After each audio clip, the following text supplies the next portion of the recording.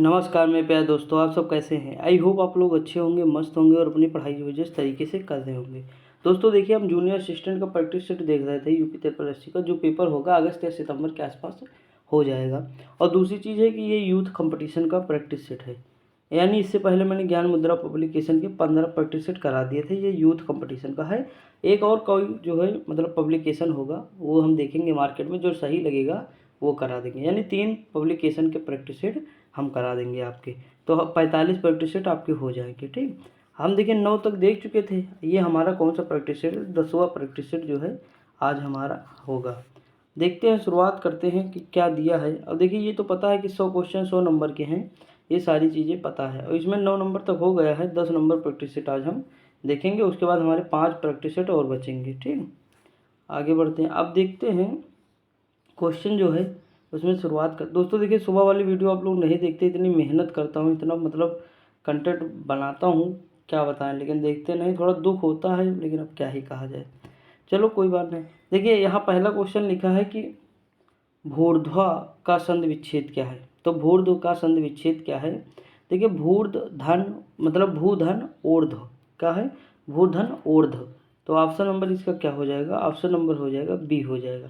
इसमें कौन सी संधि है, तो जानते हो कौन सी संधि है, ये है दीर्घ संधि। कौन है, दीर्घ संधि। इसमें बड़ों की मतलब जो है कॉन्सेप्ट यूज हुआ है, समझा ना, ये दीर्घ संधि है। ऑप्शन नंबर क्या हो जाएगा, बी हो जाएगा। अगला क्वेश्चन है नियत और नियत शब्द युग में सही अर्थ भेद का चयन कीजिए। तो नियत, नियत मतलब क्या होता है, निश्चित। नियत है, कहते हैं नियतांक, आप सुने होंगे फिजिक्स में, नियतांक यानी ये नियतांक मान है, यानी ये नियत है, ये निश्चित है, ये बदलेगा नहीं कभी। और नियत मतलब होता है इरादा, कि आपकी नियत ठीक नहीं है। तो नियत जो ठीक नहीं है ना, वो इरादा होता है। तो ऑप्शन नंबर क्या हो जाएगा, सी हो जाएगा। ठीक दोस्तों, आगे बढ़ते हैं। अगला है कि कौन सा शब्द खर के लिए प्रयुक्त नहीं होता है। तो खर, खर मतलब क्या होता है, गधा होता है। खर मतलब दुष्ट होता है। खर मतलब तिनका भी होता है, लेकिन खर मतलब जो है खरा नहीं होता है। ऑप्शन नंबर क्या हो जाएगा, डी हो जाएगा। अगला क्वेश्चन है वृक्ष शब्द का पर्यायवाची क्या है। तो वृक्ष शब्द का जो पर्यायवाची है वो पादप होता है। क्या होता है, पादप होता है। इसका एक पर्यायवाची और होता है गाद होता है, गाछ सॉरी गाछ होता है। और बताएं, पेड़ होता है, तरु होता है, सुने होंगे, तरु सुने हैं, बिटप सुने होंगे। ये सारे जो है पेड़ के पर्यायवाची हैं। ठीक, और देखिए प्रसून के पर्यायवाची जो है ये होता पुष्प। प्रसून किसका पर्यायवाची है, तो पुष्प का है। किसका है, पुष्प का है। किन्नर किसका है, सेवक है। किंकर सॉरी किन्नर नहीं, किंकर, सेवक हो जाएगा। क्या हो जाएगा, सेवक। ठीक, और आगे हेम तो स्वर्ण पता ही होगा आप लोगों को। अगला क्वेश्चन है सन्यासी का विलोम शब्द क्या है। तो भैया जो सन्यासी है तो उसका विलोम होगा गृहस्थ। आप सुने होंगे 4 वर्ण आश्रम। मैंने बताया था कि ऋग्वेद के 10वें मंडल के पुरुष सूक्त में सर्वप्रथम वर्ण व्यवस्था की बात की गई है। तो उसमें मैंने 4 वर्ण व्यवस्था बताए थे, कौन से थे। तो देखिए, पहला ब्रह्मचर्य होगा, उसके बाद गृहस्थ होगा, फिर वानप्रस्थ होगा, फिर संन्यास हो जाएगा। 25-25 का क्रम था। ठीक, अगला क्वेश्चन निम्नलिखित में से किस शब्द में तद्वित प्रत्यय लगा हुआ है। तो इसमें तद्वित प्रत्यय है कृपालु में। कौन सा है, कृपालु। कृपालु में कौन सा प्रत्यय है, तो तद्वित प्रत्यय से बना हुआ है। ठीक, जैसे देखिए कृपा धन आलू, क्या होता है, कृपा धन आलू। आलू वाला नहीं, आलू होगा ना, वो आलू इस तरह होता है, ये वाला आलू होगा, यहाँ आलू होगा। क्या होगा, आलू। तो दोनों मिलकर क्या बनाएंगे, कृपाल बनाएंगे। संज्ञा प्लस सर्वनाम जो है, मतलब संज्ञा मिला और संज्ञा के बाद जो है उसके बाद क्या मिला, उसके बाद प्रत्यय मिला, तो तद्धित प्रत्यय हो जाएगा। अगला क्वेश्चन निम्नलिखित में से किस शब्द में तद्धित प्रत्यय लगा है। तो ये तो बता दिया कृपाल में। अगला है निम्नलिखित शब्दों में से तत्सम शब्द को पहचानिए। तो तत्सम शब्द हो जाएगा आलस। क्या हो जाएगा, आलस। इसका तद्भव होता है आलस्य। क्या होता है, आलस्य होता है। कुष्ठ, कुष्ठ का होता कोढ़। क्या होता, कोढ़। कोढ़ मतलब ये होता है कि उसकी त्वचा मतलब स्किन में जो है कोई प्रॉब्लम होती है, वो होता कुष्ठ रोग। आप सुने होंगे, लेप्रोसी जिसे कहते हैं। अंधकार का हो जाएगा अंधेरा हो जाएगा, तद्भव बता रहा हूँ। उसके बाद उल्लास का क्या हो जाएगा, तो हुलास हो जाएगा। क्या हो जाएगा, हुलास, तद्भव हो जाएगा। ठीक, आगे बढ़ते हैं। अगला क्वेश्चन, व्याकरण का वह भाग जिसमें शब्दों के भेद, रूप, बनावट आदि का वर्णन होता है वह क्या कहलाता है। तो वो कहलाता है शब्द विचार। क्या कहलाता है, शब्द विचार। अगला है बच्चे बस से स्कूल जाते हैं, इस वाक्य में कौन सा। तो बस के द्वारा स्कूल जाते हैं, सीधी सी बात। कर्ता ने कर्म को करण से के द्वारा, बच्चे इस बस से या से के द्वारा तो करण हो जाएगा। ठीक, अब देखिए इसमें याद करना पड़ेगा आपको। जैसे कर्ता ने, कर्म को, करण से के द्वारा, संप्रदान को के लिए, अपादान से अलग होने पर, या संबंध का की के दादी रे अधिकरण में पर, संबोधन हे हो अरे। मतलब 8 विभक्तियाँ हैं, इन्हें याद करना होगा। ठीक, 1-2 क्वेश्चन देखकर जाएगा। अगला, उच्च कुल में पैदा व्यक्ति क्या कहलाता है? तो उच्च कुल में जो पैदा व्यक्ति होता है वो कुलीन कहलाता है। क्या कहलाता है? कुलीन। अगला है, कहानी शब्द का बहुवचन है। तो कहानी शब्द का जो बहुवचन है कहानियाँ है। क्या है? कहानियाँ। अगला है, निम्नलिखित में से कौन सा शब्द स्त्रीलिंग नहीं है? तो इनमें से जो दिन होता है ना वो स्त्रीलिंग नहीं है। जैसे सुबह हो गई है, दोपहर हो गई है, सांझ हो गई है, लेकिन दिन हो गया है। दिन हो गई होता नहीं, दिन हो गया है। ठीक, सॉरी दोस्तों। अगला है, रूप के अनुसार क्रिया विशेषण कितने प्रकार के होते हैं? तो रूप के अनुसार क्रिया विशेषण जो होते हैं वो 3 प्रकार के होते हैं। ऑप्शन नंबर क्या हो जाएगा? तो सी हो जाएगा। ठीक दोस्तों, ये कौन कौन से प्रकार होते हैं? तो मूल क्रिया विशेषण होता है, यौगिक क्रिया विशेषण होता है और कारण क्रिया विशेषण होता है, याद रखिएगा। अगला क्वेश्चन क्या दिया हुआ है? अगला दिया है, सब कोई सर्वनाम के। सब कोई सर्वनाम के किस प्रकार का सर्वनाम? तो देखिए सब कोई है तो यानी संयुक्त है, संयुक्त सर्वनाम है। अगला है, सही शब्द को पहचानिए। तो षड्यंत्र होता है। क्या होता है? षड्यंत्र। ऑप्शन नंबर क्या हो जाएगा? तो बी हो जाएगा इसका। अगला क्वेश्चन दिया हुआ है कि एक वाक्य में विराम चिन्ह का गलत प्रयोग हुआ है, वो वाक्य कौन सा है? तो देखिए इसमें जो है पहला ये सही है। उसके बाद दिया है कि आपने क्या कहा, तो ये भी सही है। उसके बाद जो ये दिया हुआ है कि मतलब उत्तर प्रदेश की राजधानी बताओ, तो भाई क्वेश्चन कर रहा है आपसे, उत्तर प्रदेश की राजधानी बताओ, क्वेश्चन मार्क होना चाहिए। ऑप्शन नंबर क्या हो जाएगा? सी हो जाएगा। अगला है, द्रग का वर्ण विच्छेद क्या होगा? द्रग, तो देखिए आधा दा हो जाएगा, फिर इसमें री लगा हुआ है। क्या लगा है? री, तो द्रग। उसके बाद देखिए क्या होगा, उसके बाद आधा गा हो जाएगा, उसके बाद आ हो जाएगा। क्या हो जाएगा? आ हो जाएगा। अब किसमें दिया हुआ ऑप्शन? देखिए इसमें ऊ दिया हुआ है, इसमें आ नहीं दिया, इसमें आ नहीं दिया, ये हो जाएगा। ऑप्शन नंबर क्या हो जाएगा? ए हो जाएगा। ठीक दोस्त। अगला, हल्दी घाटी के रचनाकार कौन थे? तो हल्दी घाटी के जो रचनाकार थे वो श्याम नारायण पांडे थे। ऑप्शन नंबर क्या हो जाएगा? सी हो जाएगा। अगला जो है गद्यांश दिया 1920 नंबर पे। तो देखते हैं क्या दिया हुआ है। दिया है, कला और जीवन का संबंध अन्योन आश्रित है। कलाकार कल्पना और यथार्थ का समन्वय कर समाज के समक्ष आदर्श रूप प्रस्तुत करता है। इसी कारण जीवन का कला के स्वरूप पर व्यापक प्रभाव पड़ता है। कलाकार जीवन के यथार्थ रूप को ही चित्रित नहीं करता है वरन वह आदर्श रूप को भी प्रस्तुत करता है। इस प्रकार जीवन का कला पर और कला का जीवन पर व्यापक प्रभाव पड़ता है। कलावाद अर्थात कला और कला के लिए संबंधी विचारों में जीवन के लिए उपयोगी कला ही श्रेष्ठकर मानी गई है। ये दिया हुआ है। उसके बाद दिया है कि कला और जीवन अन्योन्य आश्रित हैं का क्या अर्थ है? तो इसका अर्थ होता है कि एक दूसरे पर आश्रित है वो। अगला दिया है, कौन सी कला श्रेष्ठ मानी गई है? तो इनमें से जो कला श्रेष्ठ मानी गई हो जीवन उपयोगी कला श्रेष्ठ मानी गई। अगला है कि श्याम गौर किम कहो बखानी गिरा अनयन नयन बिनु पानी। इस पद में कौन सा भाव है? तो इनमें से कौन सा भाव दिया हुआ है? तो जो ये हमारा भाव दिया हुआ है ये कौन सा भाव हो जाएगा? 1 मिनट। लिखा है, श्याम गौर किम कहाँ बखानी गिरा नयन बिनु बानी, गिरा नयन बिनु बानी। तो देखिए दोस्तों इसमें जो भाव दिया है मधुर भाव दिया है। कौन सा भाव दिया है? मधुर भाव दिया है। ठीक। अगला क्वेश्चन क्या दिया हुआ है? अगला दिया, अधिसूचना के संबंध में कौन सा कथन गलत है? तो अधिसूचना के संबंध में जो कथन गलत है वो गलत है, इनमें प्रेषक का उल्लेख होता है, ये गलत है। बाकी सारी चीज़ें जो है सही हैं। ठीक, देख सकते हैं आप। अगला क्वेश्चन दिया हुआ है कि उड़ती चिड़िया के पंख गिनना मुहावरे का अर्थ क्या है? तो इसका अर्थ बिल्कुल सिंपल है कि विशेष जानकारी प्राप्त करना। उड़ती चिड़िया का मतलब उड़ती चिड़िया के पंख गिनना, तो ये हो जाएगा। अगला क्वेश्चन है कि गंगा क्यों टेढ़ी चलती हो, दुष्टों को शिव कर देती हो, इस वाक्य में कौन सा अलंकार है? तो इसका अलंकार है ब्याज स्तुति अलंकार। Option number C. ये तो हम सुने भी नहीं हैं, आप लोग भी सुने ना होंगे, लेकिन फिर भी दिया हुआ है तो हम देख लेंगे। इतना हार्ड आएगा नहीं वैसे मेरे ख्याल से, और आना भी नहीं चाहिए ना, क्योंकि भाई जूनियर असिस्टेंट का पेपर है, कोई मतलब वो नहीं है कि बीसीएस का पेपर करा रहे। अगला, अवधि का निजी छंद है। तो अवधि का निजी छंद क्या है? बरवय है। क्या है? बरवय। अगला है, विस्मय स्थायी भाव किसका है? तो देखिए विस्मय जो स्थायी भाव है वो जो है किसका है? अद्भुत रस का विस्मय। कल मैंने बताया भी था कि अद्भुत का क्या विस्मय, हास का क्या है? हरास। सॉरी दोस्तों, एक सेकेंड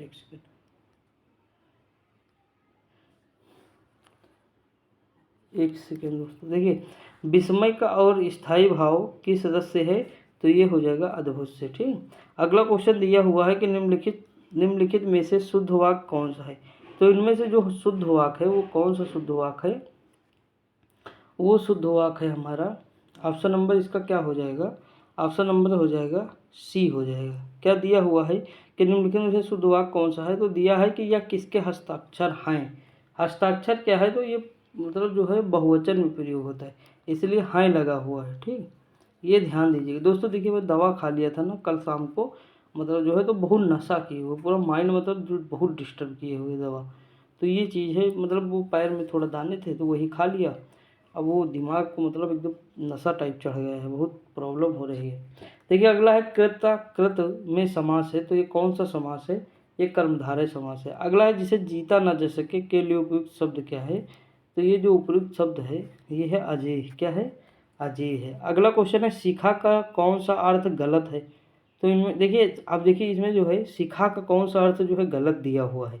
शिखा दीप की लो तो बिल्कुल सही। शिखा शिक्षा जो है ये संबंधित नहीं है। शिक्षा का तो अर्थ ज्ञानवान से है, तो ये जो है नहीं सही है। ठीक, देखिए दोस्तों अगर थोड़ा बहुत मतलब डिस्टर्बेंस हुआ होगा कोई चीज़ को लेकर तो उसके लिए क्षमा चाहता हूँ। ठीक, बाकी मतलब दिक्कत ना होगी, हम कोशिश कर रहे हैं पूरी अपनी कि दिक्कत ना हो। देखिए अगला है सी अपान एफ ई। देखिए एक पैटर्न आपको पता चल रहा है क्या? सही दोस्त, देखिए यहाँ पैटर्न एक पता चल रहा होगा कि सी से ई गया। देखिए सी 3 पे है, ई 5 पे है, जी 7 पे है और ये 9 पे है। तो 2 का डिफरेंस ऊपर हो रहा है कि नहीं? अब देखिए 2 का डिफरेंस ऊपर भी होगा तो 11 पे क्या आएगा? के 11 के आना चाहिए, तो ये होगा नहीं, तो ऊपर के आना चाहिए। ठीक, अब नीचे का देखो, यहाँ जो है 6 दिया हुआ है, यहाँ क्या दिया? 10 दिया हुआ, यहाँ 14 दिया, यहाँ 18 दिया। कितने का गैप? 4 का। तो अब 18 में 4 जोड़ेंगे 22, 22 का क्या होता है? वी होता है। ठीक, तो ऑप्शन नंबर क्या हो जाएगा? ए हो जाएगा। अगला क्वेश्चन दिए, नीचे दिए गए कथन व उससे संबंधित निष्कर्ष दिए गए, उन्हें ध्यानपूर्वक पढ़ें और निर्धारित करें कि कौन सा निष्कर्ष दिए गए कथन का तार्किक उत्तर नहीं है। अब देखते पढ़ते भैया, देख लेते हैं कि क्या दिया हुआ है। देखिए दिया है कथन कि सरकारी स्कूलों में शिक्षकों की गुणवत्ता खराब हो गई और अभिभावक अपने बच्चों को निजी स्कूल में दाखिला दिलाना पसंद करते हैं। अगला दिया है कि प्राधिकारियों को, मतलब इसमें दिया है कि प्राधिकारियों को स्कूलों में शिक्षकों की गुणवत्ता में सुधार के लिए तत्काल कार्यवाही करना चाहिए। अगर उसके बाद दिया सभी सरकारी स्कूल का या तो निजीकरण, भाई निजीकरण यार काहे कर दोगे, कर देना चाहिए, पूर्ण रूप से बंद कर देना चाहिए। अच्छा, ये तो मतलब ऐसे बेहूदी टाइप की बात है। ये सही है, ऑप्शन नंबर ए मतलब जो है इसका निष्कर्ष सही। अगला दिया एक या दो कथनों के आगे दो निष्कर्ष 1 व 2 दिए गए हैं। आपको कथनों को सत्य मानकर विचार करना है, चाहे वे समानतः ज्ञात तथ्यों से भिन्न प्रतीत होते हों। आपको निर्णय करना है कि दिए गए निष्कर्षों में से कौन सा, यदि कोई हो, निश्चित रूप से कथनों के आधार पर निकाला जा सकता है। तो देखिए इसका कथन क्या है? तो इसका जो कथन दिया हुआ है, कथन दिया है शिक्षकों में सहानुभूति होनी चाहिए, बिल्कुल सही है। विद्यार्थी अपने शिक्षकों को सहानुभूतिपूर्ण व्यवहार की अपेक्षा करते हैं। निष्कर्ष दिया है बिना सहानुभूति के लोग अच्छा शिक्षक नहीं बन सकते हैं। ऑप्शन नंबर मतलब इसका 1 दिया है। उसके बाद दिया है अच्छे शिक्षक अपने विद्यार्थियों की समस्याओं को समझते हैं। ठीक, तो इसमें देखिए क्या हो जाएगा? देखिए अच्छे शिक्षक अपने विद्यार्थियों की समस्याओं को समझते हैं, जरूरी नहीं है भाई अच्छा शिक्षक कोई है अगर मान लीजिए कि देखिए समस्याएं कई प्रकार की होती है ना, घर की समस्या, गांव की समस्या, बाहर रिश्तेदार, अड़ोसी पड़ोसी, बहुत सारी समस्याएं हैं। पढ़ाई से रिलेटेड है समस्या तो समझ सकता है शिक्षक, लेकिन अन्य चीज़ से रिलेटेड है तो शिक्षक समझ नहीं पाएगा। तो इसका केवल इसका एक मतलब निष्कर्ष सही हो जाएगा, तो ऑप्शन नंबर क्या हो जाएगा? सी हो जाएगा। अगला क्वेश्चन दिया गया है कि नीचे दिए गए श्रेणी में प्रश्न चिन्ह के स्थान पर कौन सा अंक होगा? तो देखिए इनमें से कौन सा होगा? 3 का होगा 6, 3 दूनी 6, छत्रिक 18, 18 चौक 72, 72 पंजे अतना, तो छक्का हमें लगाना होगा तो लगा दो। छचांग 36, छत्रिक 18, 21, 2160 आएगा, ऑप्शन नंबर डी हो जाएगा। अगला दिया है निम्नलिखित विकल्पों में से कौन सा विकल्प नीचे दिए गए शब्दों का सार्थक क्रम है? तो देखिए सबसे पहले मतलब इसमें जो है सार्थक क्रम क्या होगा? सबसे पहले तो इनमें से क्या आएगा? तो मिट्टी आएगी। सबसे पहले क्या आएगी? मिट्टी, यानी 3 हो जाएगा। अब मिट्टी के बाद भैया बीज लाना पड़ेगा। क्या लाना पड़ेगा, बीज। तो बीज किस पे है, एक पे है, तो एक हो जाएगा। बीज के बाद पौधा उगेगा, पौधे के बाद हो जाएगा चार हो जाएगा। तो 3 1 4 किस में दिया है, ये देखो दिया हुआ, ठीक। उसके बाद तो पुष्प आ जाएगा, पुष्प के बाद फिर फल आ जाएंगे, काम खत्म। अगला दिया गया है कि क्यों के पूर्व में पी 4 किलोमीटर दूरी पर खड़ा है। मतलब क्यों के पूर्व में पी जो है, मान लीजिए क्यों यहाँ है, इसके पूर्व में पी जो है 4 किलोमीटर दूरी पर खड़ा है, जबकि क्यों 4 किलोमीटर उत्तर की ओर चलता है। तो अगर 4 किलोमीटर ये उत्तर की ओर चलता है, तो कह रहा पी को देखने के लिए क्यू को किस दिशा की ओर चलना चाहिए। यानी पी को देखने के लिए क्यू को किस दिशा में चलना चाहिए। तो देखिए ये तो स्पष्ट है ना, ये देखिए ये वाली दिशा होनी चाहिए। तो अगर हम बताएं कि ये दिशा पूरब है, ये उत्तर है, ये पश्चिम है, ये दक्षिण है, और ये दिशा होनी चाहिए, तो ये दक्षिण पूर्व हो जाएगी नहीं, बिल्कुल मतलब लप्पू सा सवाल है, दक्षिण पूर्व हो जाएगी। अगला क्वेश्चन, एक आदमी अपनी पत्नी से 3 वर्ष बड़ा है और उसकी उम्र अपने बेटे की उम्र से 4 गुना है। अगर बेटा 3 साल के बाद 15 वर्ष का हो जाता है तो उसकी पत्नी की वर्तमान उम्र क्या है। तो पत्नी की जो वर्तमान उम्र है वो कितनी है, देखिए पत्नी की जो वर्तमान उम्र है ना वो है 45 वर्ष। कितनी है, 45 वर्ष है। आप लोग करिएगा, अगर नहीं होगा तो बताइएगा, ठीक।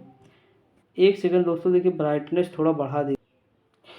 अब देखिए ब्राइटनेस जो है ध्यान नहीं देता, कभी कभी ना बहुत ज़्यादा हो जाती है, शाम को तो दिक्कत होती है। अगला दिया हुआ है कि मतलब जो है कथन हम पढ़ते पहले डायरेक्ट, कि सभी लड़के खेल सकते हैं, यानी जितने भी लड़के हैं वो सब खेल सकते हैं। उसके बाद दिया है कि कुछ लड़कियां गा सकती हैं, तो लड़कियां यहाँ होंगी, कुछ लड़कियां तो गा सकती हैं, ठीक है।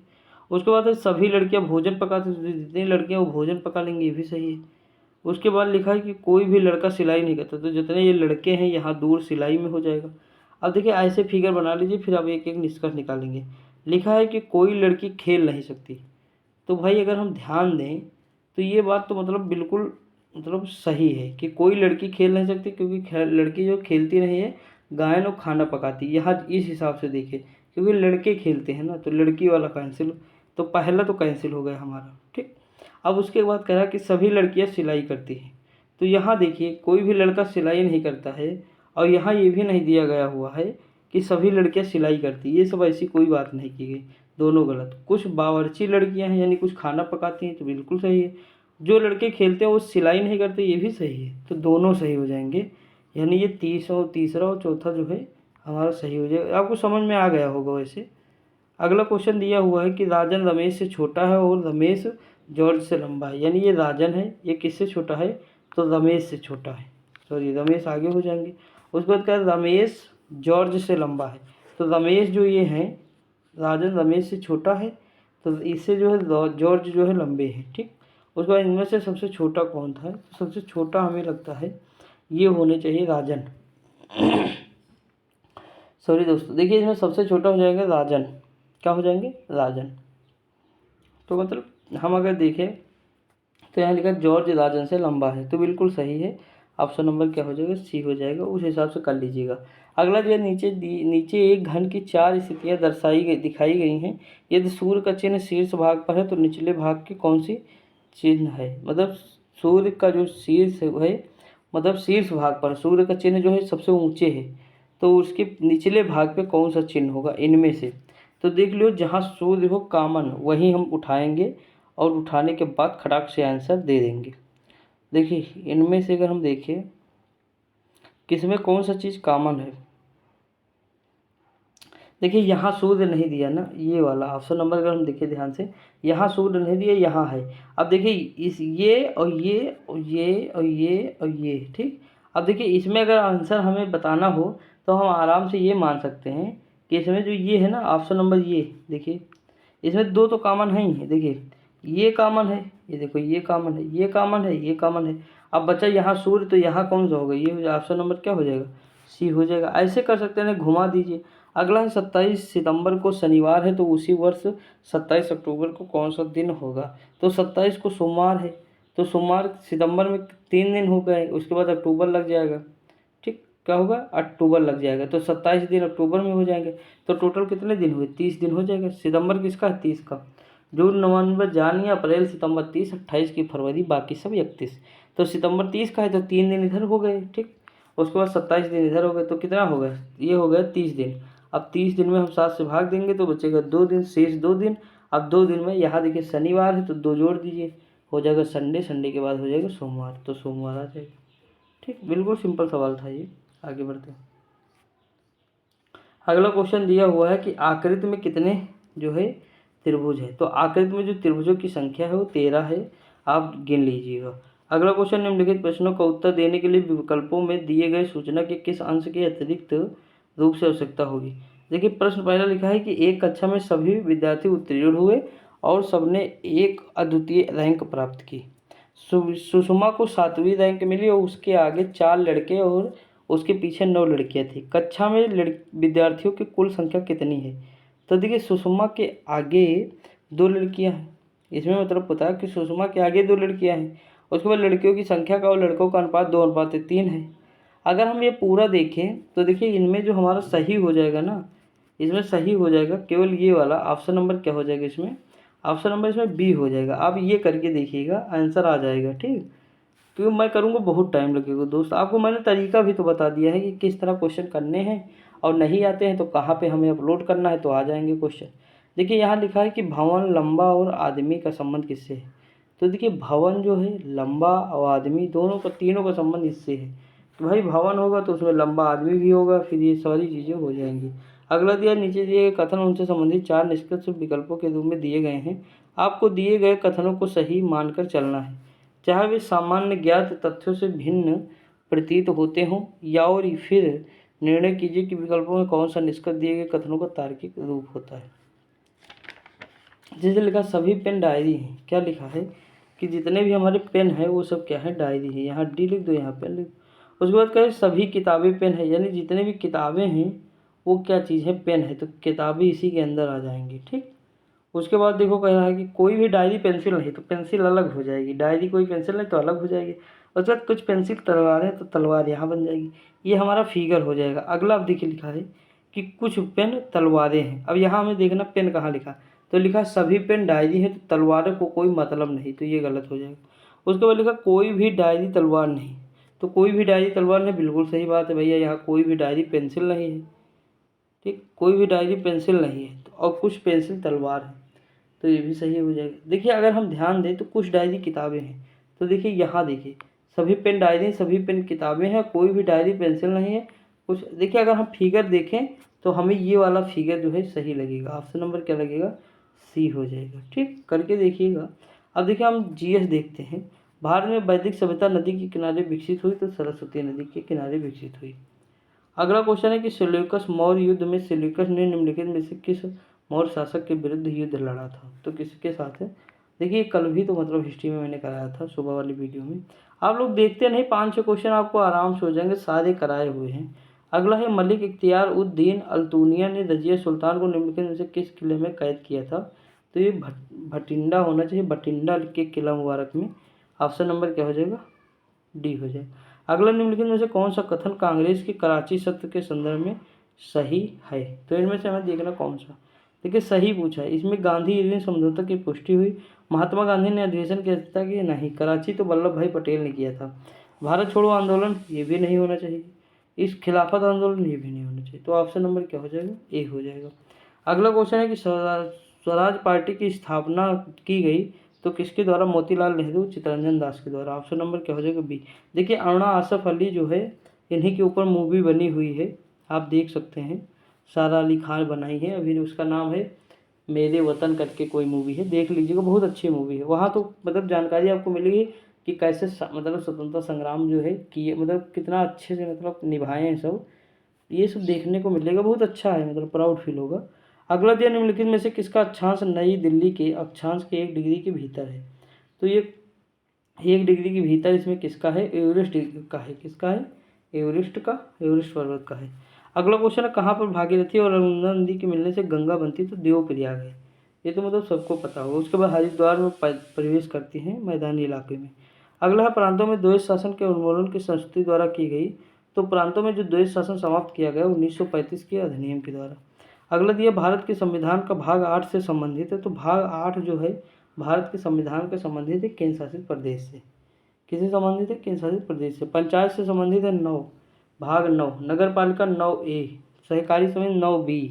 ठीक, राज्य किससे संबंधित है? संघ के बाद क्या आएगा? राज्य आएगा 6 नंबर पे। ठीक, 7वां जो हटा दिया गया। अगला दिया है भाषाई आधार पर राज्यों के पुनर्गठन की मांगों का अध्ययन करने के लिए 1948 में भारतीय राष्ट्रीय कांग्रेस द्वारा एक समिति का गठन किया गया था। इस समिति के अध्यक्ष कौन थे? तो देखते हैं इसके अध्यक्ष कौन थे। देखिए दोस्तों, इसके अध्यक्ष थे एस.के. धर। ऑप्शन नंबर क्या हो जाएगा? ए हो जाएगा। अगला दिया है भारत में पहली बार वैज्ञानिक तरीके से राष्ट्रीय आय की गणना करने वाले अर्थशास्त्री कौन थे? तो ये थे V.K.R.V. राव, याद रखिएगा। अगला, हरित क्रांति में किसे शामिल नहीं किया गया? तो हरित क्रांति में जो शामिल नहीं किया, गांव की सड़कों में सुधार। ये कौन सी हरित क्रांति? बाकी सब में है लेकिन वो नहीं है। ठीक, कोई भी बच्चा दे सकता था आंसर जो थोड़ा भी पढ़ा होगा। अगला है कि स्मृति मंधाना एक है, दाएं हाथ की बल्लेबाज, दाएं हाथ की गेंदबाज। देखिए क्वेश्चन किस लेवल का बना दिया है। ये क्वेश्चन होगा कि बाएं हाथ के बल्लेबाज और दाएं हाथ की गेंदबाज। ऑप्शन नंबर क्या हो जाएगा? तो सी हो जाएगा। ठीक, अगला क्वेश्चन है कि फिनलैंड की राजधानी क्या है? तो हेलेंसिकी है। अगला है कि प्रेरणा कुंडल का आविष्कार किसने किया था? तो इसका आविष्कार किए थे निकोलस कॉलन किए थे। ताशकंद की राजधानी क्या है? उज्बेकिस्तान है। बर्न जो है स्विट्जरलैंड की है। डबलिन आयरलैंड की है। ठीक, अगला दिया फरवरी 2023 में अंतर्राष्ट्रीय ऊर्जा एजेंसी IEA की भविष्यवाणी के अनुसार कौन सा भारत महाद्वीप पहली बार 2023 तक दुनिया की आधी बिजली का उपभोग कर रहा होगा? तो कौन सा होगा? एशिया महाद्वीप होगा। जनसंख्या सबसे अधिक है ना।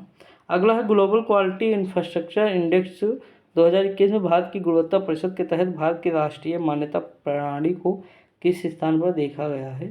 तो 5वां स्थान है। अगला दिया है कि फरवरी 2023 में किस अभिनेता को बाल अधिकारों के यूनिसेफ का राजदूत बनाया गया? आयुष्मान खुराना थे वो।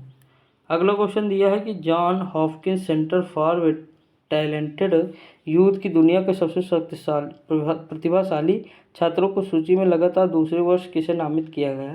तो ये नामित किया गया था नताशा पेरियानायगम को। अगला दिया किस राज्य में पूर्वोत्तर का पहला संपीड़ित बायोगैस संयंत्र स्थापित किया गया? तो ये असम में किया गया। आगे बढ़ते हैं। अब देखिए कंप्यूटर के आ गए हैं। ALU is a part of, मतलब ALU निम्नलिखित में से किसका पार्ट है? तो ALU जो पार्ट है वो किसका है? CPU का है।